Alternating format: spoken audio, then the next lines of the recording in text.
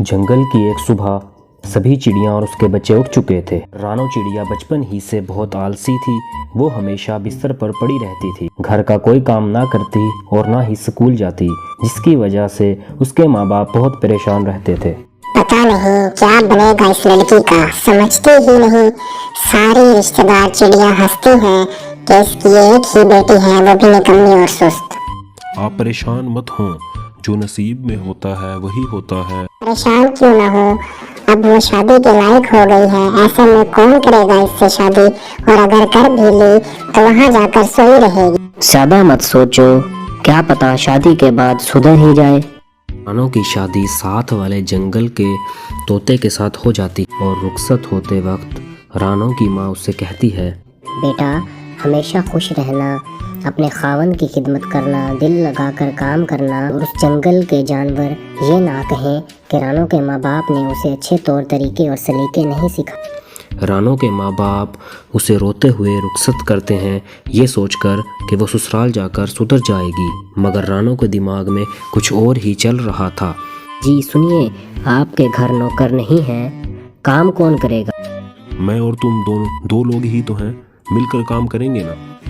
लगता है यहाँ सारा काम मुझे ही करना होगा, ये इतने काम मैं कैसे करूँगी? 2-3 दिन तो उसने कुछ काम किए, मगर फिर उसके दिमाग में एक मंसूबा आया। एक दिन उसका खावंद जैसे ही घर आया, उई माँ, मर गई मैं, क्या करूँ इस दर्द का मैं? अरे क्या हुआ, सुबह तो तुम ठीक थी। सुबह ठीक थी तो क्या अभी मैं बीमार नहीं हो सकती? मेरे पाँव में बहुत दर्द हो रहा है, मैं अब कोई भी काम नहीं कर सकूंगी। मिट्ठू बहुत सीधा साधा था। दफ्तर से छुट्टी लेकर घर के सारे कामकाज कर, वो झाड़ू देता, जंगल से खाना ढूंढ कर लाता, यहाँ तक के रानो के खाने का भी पूरा ख्याल रखता था, जिससे कि रानो जल्दी ठीक हो जाए। मगर रानो तो ठीक ना होने का बहाना कर रही थी। कुछ दिन बाद मिट्ठू का गुजर डॉक्टर के क्लिनिक के पास से हुआ तो उसने खिड़की में से आवाज़ सुनी, डॉक्टर साहब, मेरी बीवी के पाँव में कल सुबह से बहुत ज़्यादा दर्द हो रहा है, कोई दवाई दीजिए। ठीक है, परेशान होने की बात नहीं है। आप उसे गन्ने के जूस में पुदीने का रस मिलाकर पिलाइए, जिससे वो ठीक हो जाएगी। यही बीमारी तो रानो को भी है, उसको भी मैं यही जाकर देता हूँ, जिससे वो फौरन ठीक हो जाएगी। ये सोचकर मिट्ठू वहाँ से उड़ गया। उसने बाजार से जाकर गन्ना खरीदा और उसमें पुदीना डालकर रानो को पिलाया। ठीक है रानो, अब तुम आराम करो, मैं तब तक जंगल से जाकर मज़े मज़े के फल और सब्जियां लेकर आता हूँ, तब तक तुम्हारे पाँव का दर्द भी ठीक हो जाएगा। अरे वाह, इसका जायका तो बहुत मज़े का है। मतलब अब मुझे रोज़ रोज़ यही बहाना करना पड़ेगा ताकि रोज़ मुझे ये मिले। मिट्ठू को बाजार से आते आते देर हो जाती है।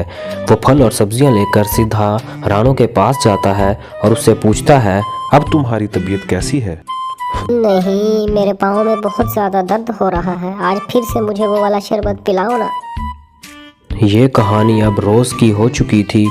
रानो रोज़ रोज़ झूठ बोलती रही और मिट्ठू उसे रोज़ गन्ने का जूस लाकर पिलाता रहा। अब काफ़ी दिन गुजर गए और रानो का दर्द ठीक ना हुआ तो फिर एक दिन, क्या करूं, इसका दर्द ठीक नहीं हो रहा, मुझे लगता है मुझे डॉक्टर के पास फिर जाना पड़ेगा। और ये सोचकर मिट्ठू वहाँ से फ़ौरन उड़ जाता है और सीधा डॉक्टर के पास जाता है। मिट्ठू की किस्मत इतनी अच्छी होती है कि वही मरीज़ डॉक्टर के सामने फिर बैठा होता है और मिट्ठू खिड़की के पास बैठ जाता है। डॉक्टर साहब, जब से गन्ने का रस दिया है उसके पाँव में दर्द और ज़्यादा रहने लगा है। अरे मुझे माफ कीजिएगा, मैंने नीम की जगह गन्ना बोल दिया था। अब आपको नीम के रस में करेला डालकर पिलाना है और 2 दिन बाद असर होगा।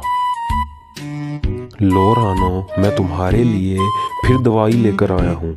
इस बार डॉक्टर ने कहा है कि तुम फौरन ठीक हो जाओगी। और करेले और नीम के पत्ते का रस बनाकर रानो को दिया। रानो ने सोचा कि इस बार मिट्ठू फिर गन्ने का रस लेकर आया है। उसने झटपट सारा पी लिया, लेकिन इस बार उसका मुंह कड़वा हो गया और वो चुप कर कर बैठी रही और कुछ बोल भी ना सकी। कुछ देर बाद मिट्ठू फिर उसे दवा पिलाने गया। लो रानो, पी लो, तुमने दिन में 3 मरतबा दवाई पीनी है। रानो ने सोचा कि सुबह उसे गलती से गन्ने के जूस की बजाय कड़वा जूस पिला दिया था, तो इस मर्तबा गन्ने का जूस ही होगा। जैसे ही उसने जूस को मुंह लगाया, ये तो सुबह से भी ज़्यादा कड़वा था और इस बार उसका सब्र टूट गया। जोर से चिल्लाई और थू थू, ये क्या लेकर आए हो आप? ये तो बहुत कड़वा है, मुझे नहीं पीना। जब तक तुम ठीक नहीं हो जाती ये दवाई तुम्हें दिन में 3 मर्तबा खानी ही पड़ेगी। रानो बुरी तरह फंस चुकी थी। अगर वो ठीक होने का बहाना ख़त्म ना करती तो उसे रोज़ कड़वा करेले का जूस पीना पड़ता और उसे ये बहाना ख़त्म ही करना पड़ा। अगली सुबह जब मिठू ने आकर पूछा, रानो कैसी हो? अब मैं बिल्कुल ठीक हूँ, मुझे बिल्कुल दर्द नहीं है। अब मैं ये दवा नहीं पीऊँगी, अब मैं घर के सारे काम काज खुद कर लिया करूँगी। और उस दिन के बाद फिर कभी रानो ने आलसी और सुस्ती जाहिर नहीं की।